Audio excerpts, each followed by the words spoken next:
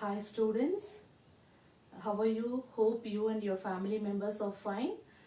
In this video we are going to see two chapters. Chapter 1 Nutrition in Plants and Chapter 2 Nutrition in Animals, because both chapter comes under nutrition. And students, I am going to give activity for every chapter, one or two activity for every chapter, and you maintain separate file for science and do all the activities which I am going to give, and you submit when you come to school. Chapter 1 Nutrition in Plants. Nutrition.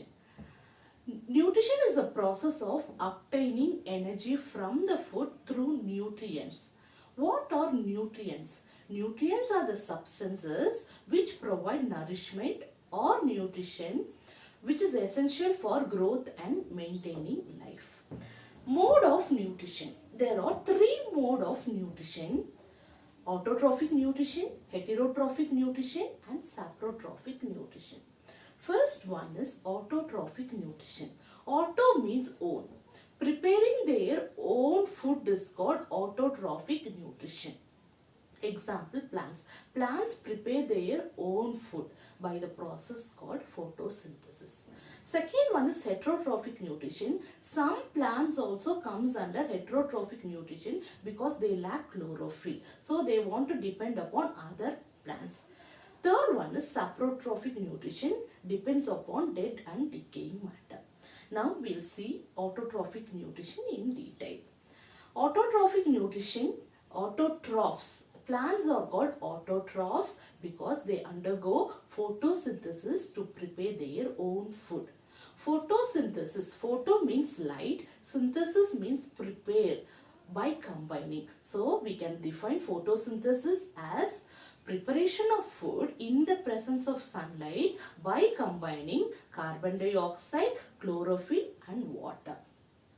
Which part of the leaf, which part of the plant undergo photosynthesis means leaf, because leaf is the kitchen or food factory. So photosynthesis is a food making process. Now we'll see raw materials of photosynthesis. There are four raw materials of photosynthesis. They are solar energy, carbon dioxide, chlorophyll and water.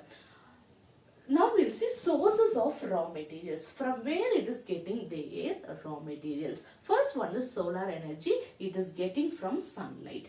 Next raw material is chlorophyll. It is present already in the cells of leaves and other green parts of the plant. This chlorophyll have ability to trap solar energy. Third one is carbon dioxide. It takes from the atmosphere through the stomata. Stomata is the pores, tiny holes which is present on the leaf surface, which helps in taking carbon dioxide in and leaving oxygen out, like our nostrils. Last one is water. It takes from the soil by the help of root. Root have ability to absorb the water. So the reaction of photosynthesis is carbon dioxide plus water in the presence of sunlight and chlorophyll gives carbohydrate plus oxygen.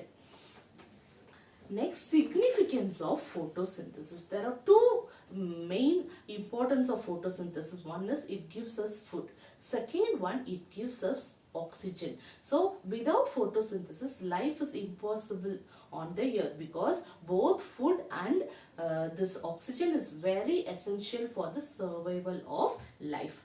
Next, students, there are many other leaves which are in other colors, like see, this is red in color, this is purple in color, and this is maroon in color, this is brown in color. These leaves also undergo photosynthesis, but it is not green in color. So why it is not green in color? No, it also contains chlorophyll. Using chlorophyll, it undergo photosynthesis, but it is not green in color because there are other color pigments also present in plants like red color, yellow color, orange color is there. That color will mask or cover the chlorophyll. So only it is in other different colors, but it can also undergo photosynthesis. And this is one of the activity for this lesson. You want to collect different colors of leaves, like yellow color, brown color, orange color, maroon color is there. You want to collect it. And second one is you want to collect different shapes of leaves. This is the second activity. So two activity you want to do in this chapter. Next one, the next topic in this chapter is heterotrophic nutrition. I told some plants lack chlorophyll, absence of chlorophyll. So they cannot undergo photosynthesis. So they want to depend upon other plants. So they comes under parasitic plant. Example of parasitic plant is Amoeba, Cuscuta. So it depends upon other plant for their food. And another category of plant is there, that is insectivorous plant. They also comes under heterotrophic plants. Insectivorous plants depends upon animals like insects for their food. It also undergo photosynthesis, it prepare their food, and also it depends upon insects or other living organism for their food for nitrogenous materials. So it is called insectivorous plant because it depends upon insects. It is also called pitcher plant because its leaf is modified into pitcher-like structure, so it can trap insects and easily digest it. And last is saprotrophic nutrition. This under this the living organism coming under this nutrition depend upon dead and decaying matter. Example, fungi, mushroom. This mushroom secretes digestive enzyme which act on dead organic matter and secretes a solution. Through that solution, saprophytes obtain its nutrition. So this type of nutrition is called saprotrophic nutrition. And this is about chapter 1, nutrition in plants. And I am going to give two activities for this chapter. One is you want to collect different colors of plants and dry it and prepare a herbarium. Second activity is collect different shapes of leaves, dry it and prepare a herbarium. Next we move on to second chapter, nutrition in animals. Already we discussed about what is nutrition, what is nutrients, and what are the different modes of nutrition and all. Now we'll see digestion in human being. We intake the food through the mouth and we digest and we obtain energy from the food. Your students, do you know what happened to the food which goes into our body? We'll see what happens to our food. Pathway of human digestive system. Human digestive system is also called alimentary canal. Human digestive canal is also called alimentary canal. We'll see the pathway of alimentary canal: mouth, esophagus, stomach, small intestine, large intestine, and anus. First we will see about mouth. Mouth is also called buccal cavity. This mouth consists of teeth and tongue. Teeth helps in grinding the food. Tongue helps in rolling, tasting and swallowing the food. The enzyme which is secreted in mouth, that is by the tongue, is salivary amylase. This helps in digestion of the food. Here a process takes place is ingestion. Ingestion means taking of food inside the body. Next is esophagus. Esophagus is also called food pipe. Here this is a pipe which connects mouth and stomach. Here peristalsis takes place. Peristalsis means it is a process of pushing down of food from the mouth to the stomach by alternative contraction and relaxation of the esophagus. By this method, the food moves from mouth to stomach. Next, the food reaches the stomach. Stomach is a thick-walled, flattened U-shaped structure, and it is the widest part in the alimentary canal. Here it secretes three components. One is digestive juices, second one is hydrochlorics, third one is hydrochloric acid, third one is mucus. What is the role of digestive enzyme? It helps in the digestion of food, particularly proteins. Role of hydrochloric acid is two. One is it kills all the germs and germs are called microorganisms which is present in the food. Next one is it makes the medium acidic, which helps in easy digestion. Role of mucus is it protects the inner lining of the stomach from the effect of hydrochloric acid. Next, the food moves to small intestine. Small intestine is highly coiled and it is 7.5 meters long. It receives secretions from liver and pancreas. From liver, it secretes bile juice which helps in the digestion of fat. That is, larger fat globules is converted into small fat globules. And it secretes pancreatic juice from pancreas. Pancreatic juice helps in the further digestion of carbohydrate, fat and protein. And also two processes takes place. One is absorption, another one is assimilation. Absorption is done by villi. Villi is the finger-like projection which is present in the inner lining of the stomach, which helps in absorption of digested food material. That is called absorption.